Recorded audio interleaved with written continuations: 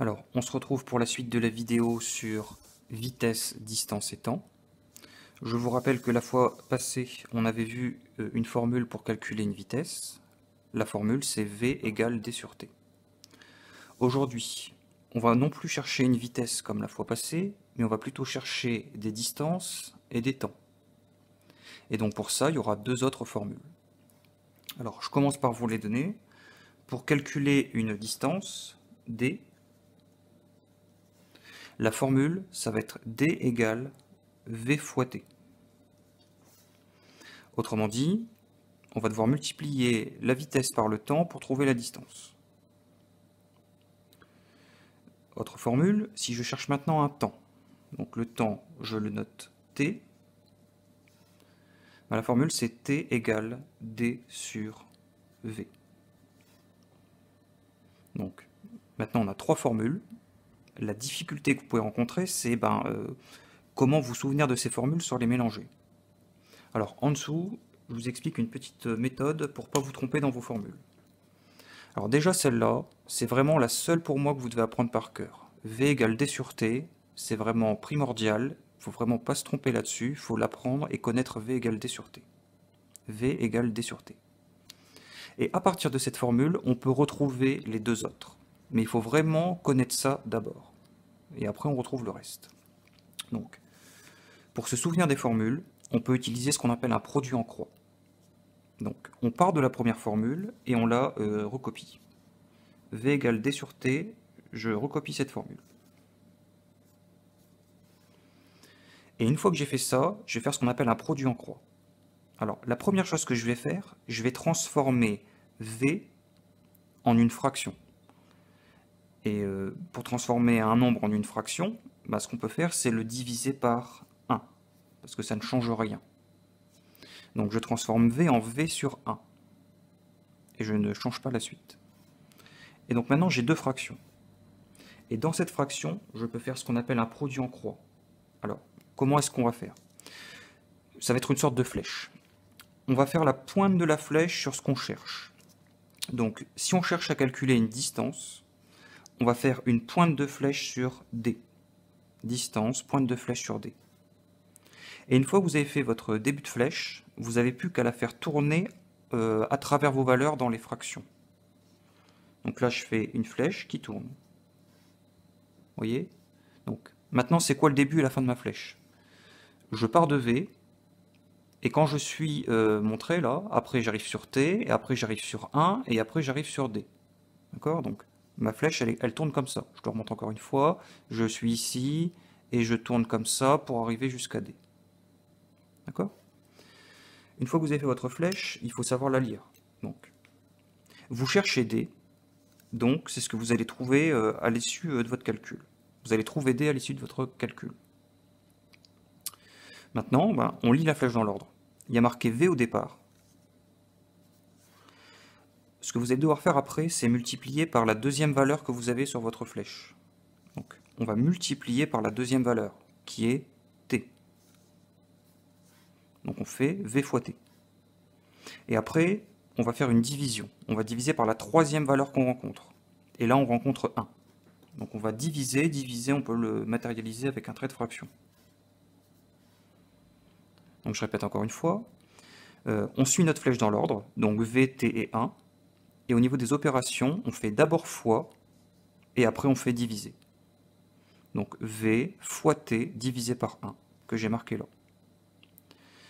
Et une fois donc on est arrivé là, on se rend compte qu'une fraction sur 1, le divisé par 1 ne sert plus. Donc je peux enlever le divisé par 1. Et donc ça me donne juste en fait V fois T. Et donc j'ai trouvé que D est égal à V fois T. C'est ce que j'ai marqué là. D'accord? Donc n'apprenez pas cette formule, deuxième formule par cœur. Apprenez juste à la retrouver avec un produit en croix. Je vais faire le même genre de choses pour retrouver la troisième formule. Je cherche T. D'accord? Mais mon point de départ, c'est toujours le même. Je pars de la formule, la première, V égale D sur T. Je veux utiliser un produit en croix. Donc, il me faut deux fractions. ce que je fais maintenant, c'est je transforme V en V sur 1. J'ai le droit de le faire, ça ne change rien. Une fois que j'ai fait ça, je fais ma flèche. Donc, je fais la pointe de la flèche sur ce que je cherche. Je cherche T, hein, je cherche un temps. Donc, alors, je tourne un petit peu pour mieux écrire. Donc, ma pointe de flèche, elle est sur T. D'accord, pointe de flèche sur T. Une fois que vous avez fait ça, vous n'avez plus qu'à faire tourner votre flèche à travers vos deux fractions. Donc, alors, vous pouvez tourner en fait dans le sens que vous voulez. Hein. C'est-à-dire, donc là je vais en diagonale, T, je vais en diagonale, j'arrive sur V, et après je tourne dans le sens que je veux. Soit je passe par D d'abord, soit je passe par 1 d'abord, ça ne changera rien. En fait, on peut faire deux flèches différentes. Donc là, je fais un choix, je vais passer par D d'abord. Donc, je vais en diagonale, je passe par V, je tourne à droite, et je reviens en diagonale. Donc j'ai fait ma flèche, j'ai fait donc pour pouvoir faire mon produit en croix, j'ai plus qu'à la lire et à mettre la traduction à côté. Donc je cherche T, donc T égale, je reviens au début de la flèche, donc je pars du début de la flèche, sur lequel il est marqué 1. Ensuite, donc, je fais ma flèche dans l'ordre. Et je rappelle qu'au niveau des opérations, je dois d'abord multiplier et après je dois diviser. Donc je fais 1 fois D, et ensuite, hop, division par V. Donc je trouve que T, c'est 1 fois D sur V. Alors, multiplier par 1, ça sert à rien. On peut l'enlever. Donc si j'enlève mon... Alors, on voit pas super bien. Donc si j'enlève mon 1 fois, bah, il me reste plus que T égale D sur V. Et c'est la formule que j'ai marquée ici. T égale D sur V. Et donc, je l'ai à nouveau retrouvé avec un produit en croix. Donc, le bilan, c'est n'apprenez pas les formules par cœur, apprenez juste la première et retrouvez les autres avec un produit en croix. Alors, maintenant, on va appliquer ces deux formules dans deux exemples. Donc, je les lis. Exemple 2. Un chauffeur routier a roulé 8h20 à la vitesse moyenne de 80 km/h. Quelle distance a-t-il parcouru? Donc, on lit la question. On me demande une distance. Hein, on me demande D. Donc, j'ai trois formules à disposition, il faut que j'utilise la bonne formule. Alors, je vous ai dit, n'apprenez pas votre formule par cœur. On va retrouver la formule dont on a besoin, comme on vient de faire juste avant. Donc, la formule de départ, c'est V égale D sur T. Je copie cette formule-là que j'apprends par cœur. Je transforme sur 1 et je fais un produit en croix. Sachant que moi, là, je cherche une distance, donc D. Je fais ma pointe de flèche et je fais tourner ma flèche à travers les valeurs. Je cherche D, donc je vais trouver D égale, et ma flèche me dit que ça va être V fois T divisé par 1. Le divisé par 1 ne sert à rien, donc en fait, c'est la formule, c'est D égale V fois T. Ok? Donc, maintenant, j'ai trouvé ma formule. D égale V fois T. Maintenant, alors, est-ce que j'ai tout ce dont j'ai besoin? J'ai besoin d'une vitesse, 80 km/h, ok, et j'ai besoin d'un temps, 8h20. J'ai les informations qu'il me faut. Alors, on va remplacer, en faisant quand même attention. Hein. La vitesse, c'est 80 km/h. Je vais noter les unités dans mon calcul et dans une autre couleur pour qu'on distingue bien. Donc, c'est 80 km/h. Et on doit multiplier par un temps. Et là, je vais faire attention. Parce que mon temps, là, il est en heures et minutes. Et ça va me poser un problème pour la suite. Je vais pas pouvoir... Je fais comme si je faisais une erreur, là, d'accord? Là, j'ai des heures et minutes. Je peux pas multiplier des kilomètres par heure avec des heures et minutes. Ça va pas bien aller ensemble. Le fait qu'il y a des minutes, c'est embêtant. Parce que là, vous voyez, j'en ai pas. Donc, ce que je vais devoir faire, ben, c'est une conversion. Je vais devoir convertir mon temps pour que ça aille bien avec mes unités. Là, l'unité qui irait bien avec ça, ça serait des heures. Parce que, alors le slash, c'est comme une division en fait. Donc, si je divise par des heures, et qu'après je multiplie par des heures, bah là, les unités, elles vont s'annuler. Je répète une fois, divisé par heure, multiplié par heure, ça s'annule. Et donc, au niveau des unités, ce qui va me rester, c'est des kilomètres. Et c'est normal, quand on cherche une distance, d'obtenir à la fin des kilomètres. Donc, l'unité dont j'ai besoin, là, c'est des heures. Et j'en ai pas pour l'instant, j'ai des heures et minutes. Donc, je dois faire une conversion. 8h20, ça fait combien d'heures? Je le fais en dessous. 8h20 minutes. Ben, c'est 8 paquets de 60 minutes. Donc 8 fois 60 minutes. Plus 20 minutes. 8 fois 60, 480 minutes. Plus 20 minutes. Ça en fait en tout 500. Moi, je veux des heures, hein, et j'ai des minutes là.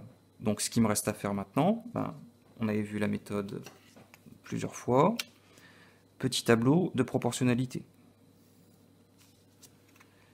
Deux lignes dans lesquelles je vais mettre des heures et des minutes. J'ai des minutes au départ, donc il faut que je les mette. Et je veux des heures à la fin, donc il faut que je les mette aussi.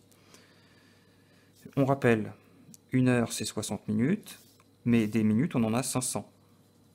Donc pour trouver la valeur qui nous manque, bah, il faut monter, et donc on le voit ici, pour monter là on divise par 60. Donc 500 divisé par 60.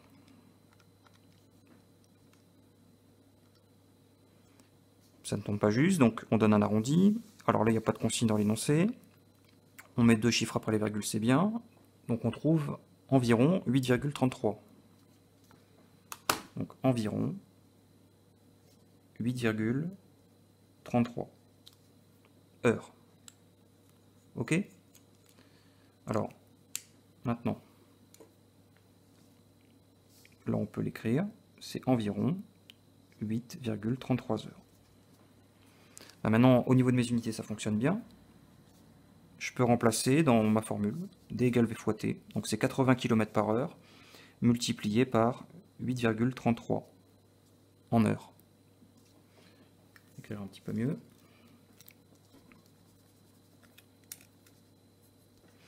Les unités fonctionnent bien, kilomètres par heure multiplié par heure, toutes les heures s'éliminent, et donc il va me rester des kilomètres pour ma distance. J'ai plus qu'à faire mon calcul à la calculatrice, donc 80 fois 8,33, et là je trouve, alors ça tombe pile, donc 666,4. 666,4.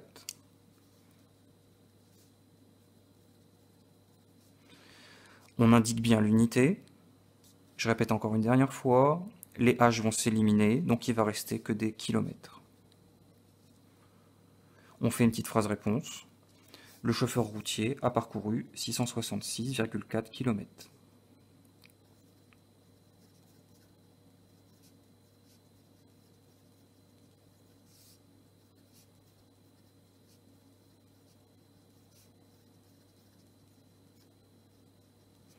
Donc voilà déjà pour cet exemple-là.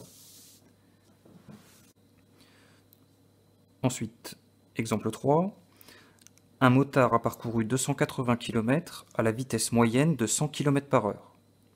Pendant combien de temps a-t-il roulé? On regarde bien la question, on me demande combien de temps. Donc je cherche un temps. Je repars toujours de ma formule générale, V égale D sur T. Comme je cherche un temps, bah, je vais faire un produit en croix pour trouver la formule. Donc, on transforme V en V sur 1 et on fait notre flèche.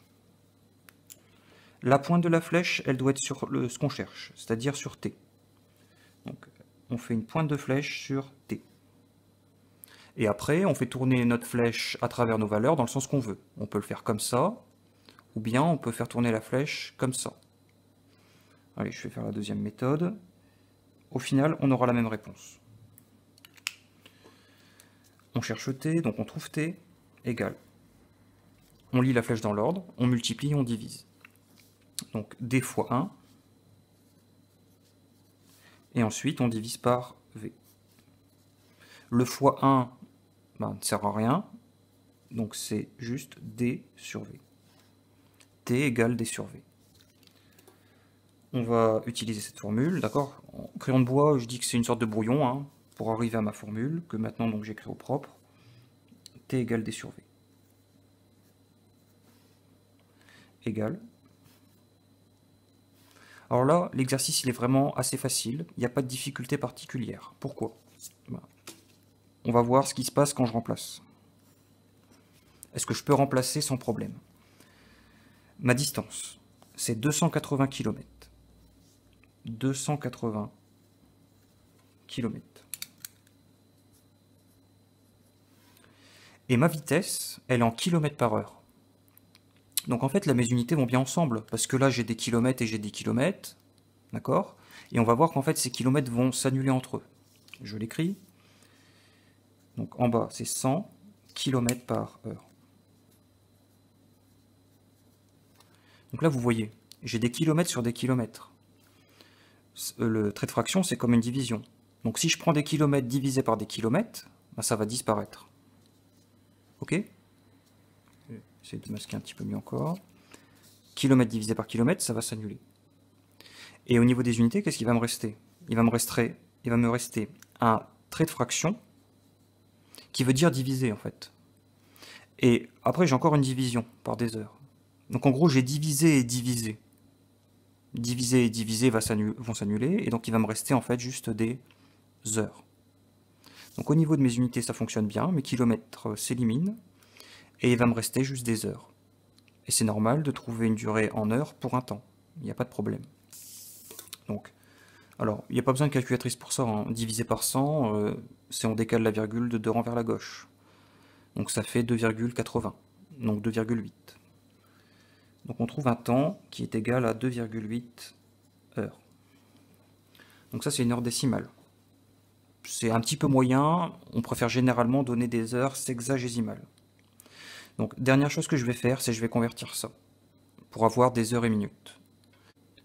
Alors pour convertir, je fais un petit tableau de proportionnalité, avec des heures, des minutes. Je rappelle qu'une heure c'est 60 minutes, et qu'ici des heures j'en ai 2,8. Pour descendre, on fait x 60, et on tape ça à la calculatrice, 2,8 x 60. 2,8 x 60, ça nous fait 168. Donc 168 minutes. Noté en rouge, c'est un résultat. 168 minutes.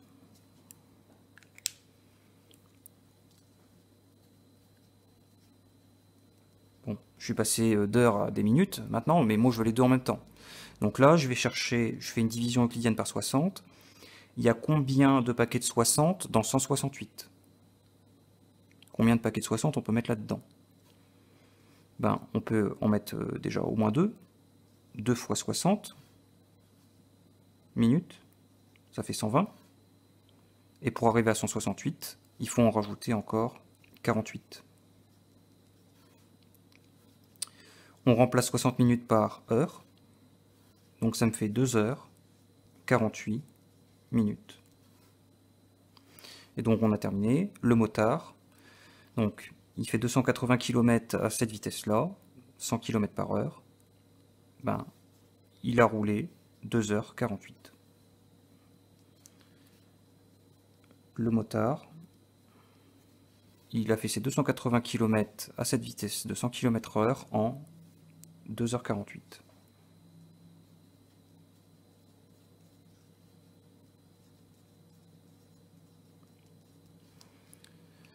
Et donc voilà, c'est terminé pour la leçon sur les vitesses.